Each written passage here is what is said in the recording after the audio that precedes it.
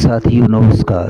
गीता ज्ञानदाता कहते हैं श्रद्धा और तत्परता दोनों होने पर तो ज्ञान की प्राप्ति होने में कोई शंका ही नहीं रहती।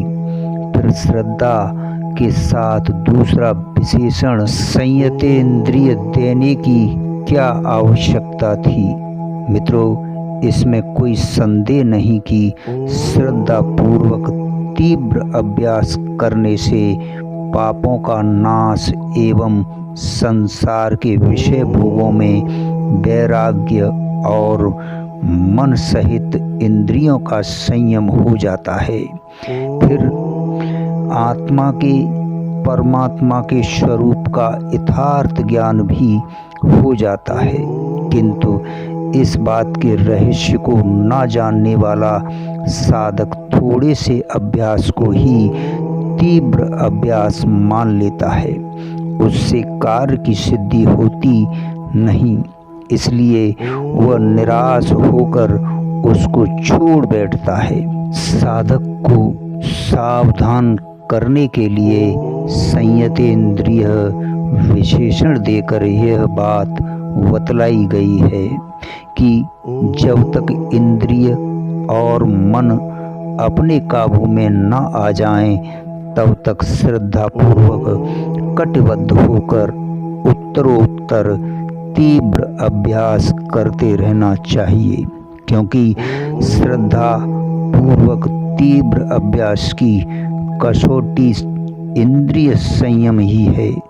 जितना ही श्रद्धा पूर्वक तीव्र अभ्यास किया जाता है, उत्तरोत्तर उतना ही इंद्रियों का संयम होता जाता है।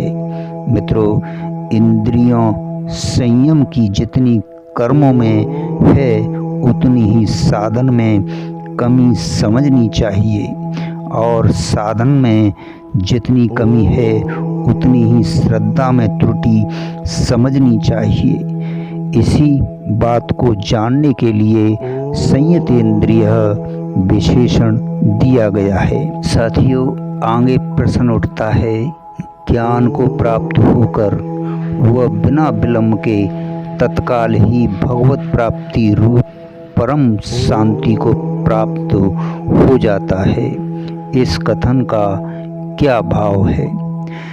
साथियों, इससे यह भाव दिखलाया गया है कि जैसे सूर्य उदय होने के साथ ही उसी क्षण अंधकार का नाश होकर सब पदार्थ प्रत्यक्ष हो जाते हैं, उसी प्रकार परमात्मा के तत्व का ज्ञान होने पर उसी क्षण अज्ञान का नाश होकर परमात्मा के स्वरूप की प्राप्ति हो जाती है।